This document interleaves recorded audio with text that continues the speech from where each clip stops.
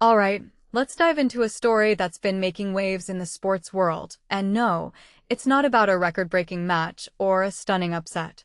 It's about something far more intriguing, the mysterious disappearance of four Ugandan boxers after the Commonwealth Games in the UK. Sounds like the plot of a thriller, right? But this is real, and it's happening again. So, what's going on here? Let's break it down. First off, the hook for Ugandan boxers, Ibrahim Kemis, Emily Nakalema, Angel Katushabe, and their captain, Nuhu Batte, vanished after the games. Their flight home had empty seats, their phones were off, and they were nowhere to be found. Personally, I think this raises a ton of questions. Is it about seeking better opportunities? Political asylum? Or something else entirely? What makes this really interesting is that it's not an isolated incident. Athletes disappearing after UK-based tournaments has become almost a trend. But why? And what does it say about the bigger picture? From my perspective, the most obvious explanation is the pursuit of better opportunities.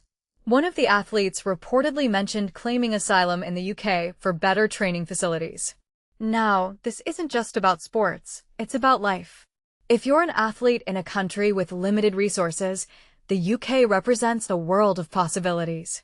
Better training, bigger stages, and maybe even a shot at a global career.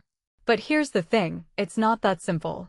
The Ugandan team manager had no clue why they'd seek asylum, and there's no clear political or gender-based reason. So, what's the real motivation? Is it purely about sports, or is there more to it?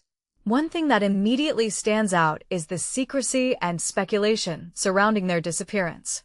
Rumors are flying that they paid a Scottish coach to help them vanish. A detail I find fascinating is how closely guarded their location is.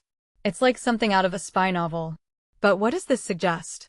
That there's a network helping athletes disappear? Or that they're afraid of being found? If you take a step back and think about it, this isn't just about four boxers, it's about a system that might be facilitating these disappearances. And that's a much bigger issue. Now, let's talk about the broader trend. This isn't the first time athletes have stayed behind after UK events. After the 2012 Olympics, several athletes chose not to return. The numbers are staggering: 27 after the 2002 Commonwealth Games, 66 after Glasgow 2014, and 17 after Birmingham 2022. What many people don't realize is that this has historical parallels. Remember the East German athletes defecting before the Berlin Wall fell? It's the same idea, athletes seeking a better life. But the UK isn't East Germany, so why is this happening?